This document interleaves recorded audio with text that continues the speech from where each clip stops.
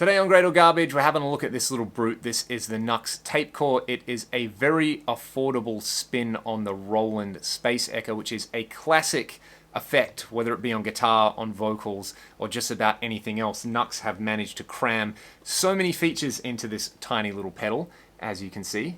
Look at that. It's way smaller than my big dumb face, but it has a lot of extra features under the hood. You've got an input and stereo outputs, as well as an expression pedal input, which is pretty cool. 4 knobs, one to select between 7 different presets and a sound on sound mode. Then the usual delay controls, time, mix, and repeat. On top of that, you can actually hook this thing up at the back to your computer and use the computer editor.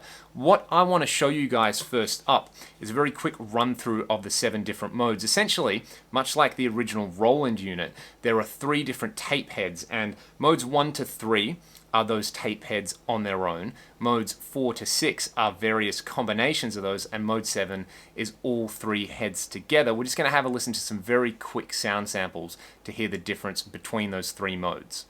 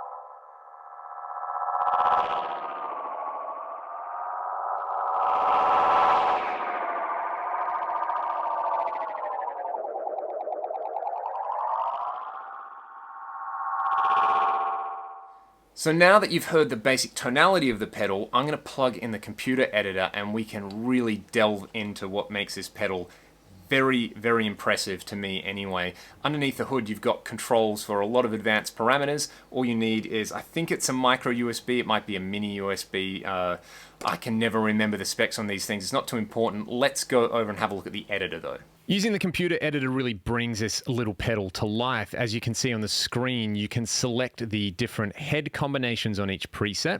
You've still got control for time, mix, and repeat like on the pedal, but we've also got access to kill dry. Sync, what sync does is instead of having time-based values, it will let you sync up to different rhythmic values that are displayed.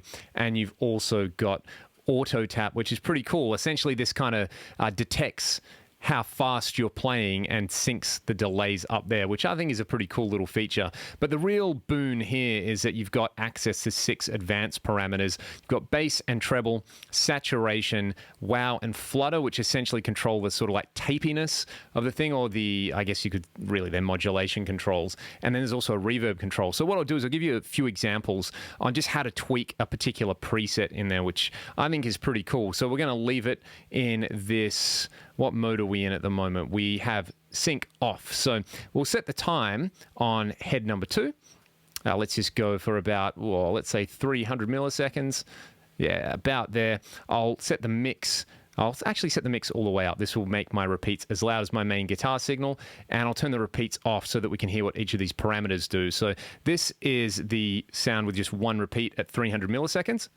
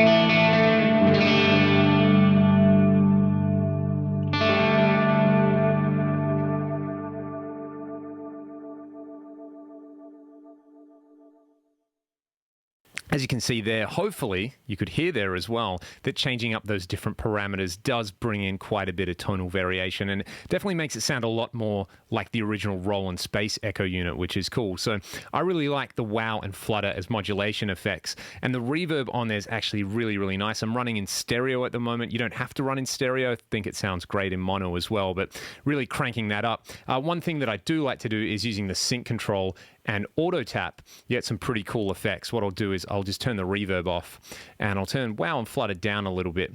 I do like rolling off a bit of treble there, as you saw, as well as turning the saturation up. It just kind of, you know, when people talk about like analog warmth, often they just mean that there's, you know, a little bit of distortion from the tape and there's less high end in the sound. And using these settings on the tape core gives you that analog style warmth. I think it sounds great. So this auto sync, auto tap kind of thing is pretty cool. If I play like this,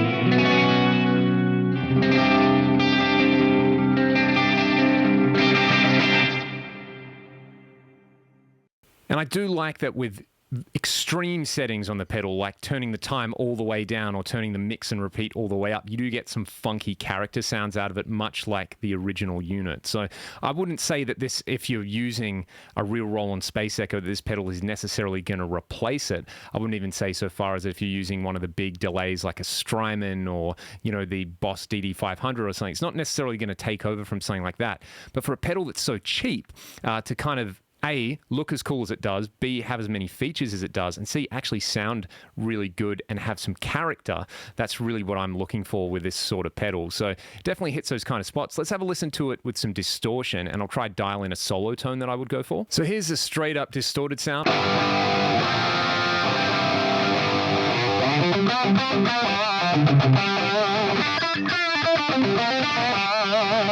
Nice and juicy there. So for me, I like quite a long delay times. Anything over 400 milliseconds usually does the job. So I'm just going to use tape head number 3 to start with. I've cranked the time all the way up, and this is telling me that I've got about 489 milliseconds. What I'll do is I'll set the mix at about 50% and the repeats at about 25%. Then I'm going to go and tweak the tone of the delay. This is what it gives me so far.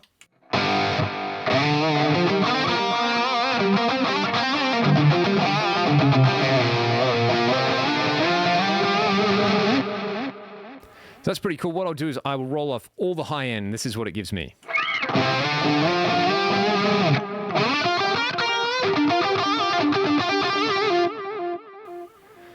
And that will actually let me turn the mix up because now it's not getting in the way of my main guitar tone.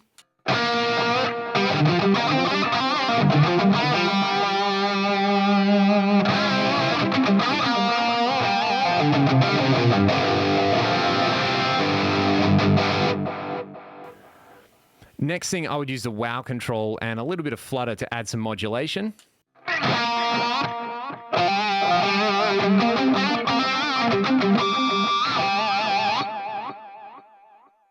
And then add a bit of saturation for some character and like the tiniest amount of reverb, like maybe the reverb on about 10.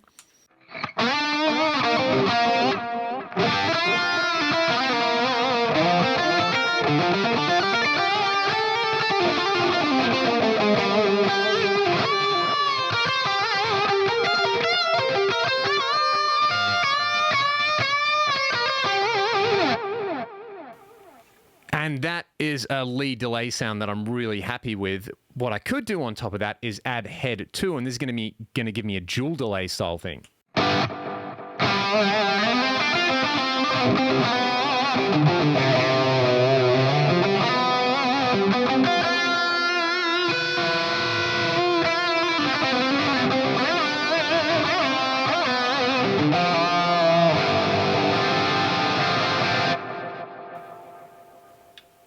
And maybe there's too many repeats there. I'll turn the repeats down a little bit, just so it's more of a single delay sort of thing.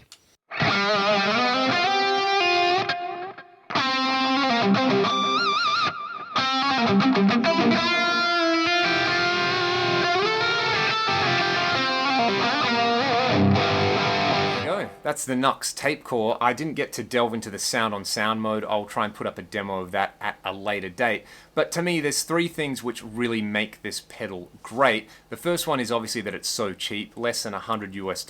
I think it's even less than like 70 euro, which converts to about 110, 120 Australian dollars at the moment.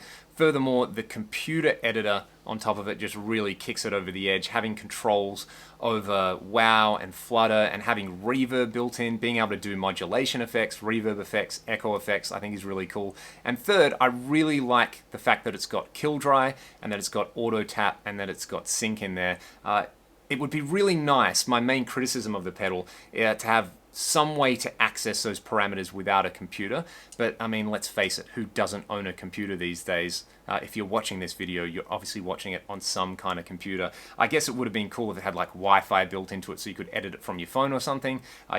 Who knows, maybe they'll make an editor down the line. So NUX, if you're listening to this, something like that in a future revision would be really cool, but I don't even know if that's achievable at the price point. So yeah, that's what I think about it, but we're not too interested in what I think about it. I want to know what you guys think about it. Tell me in the comments, what do you think? Is this thing great or is it garbage?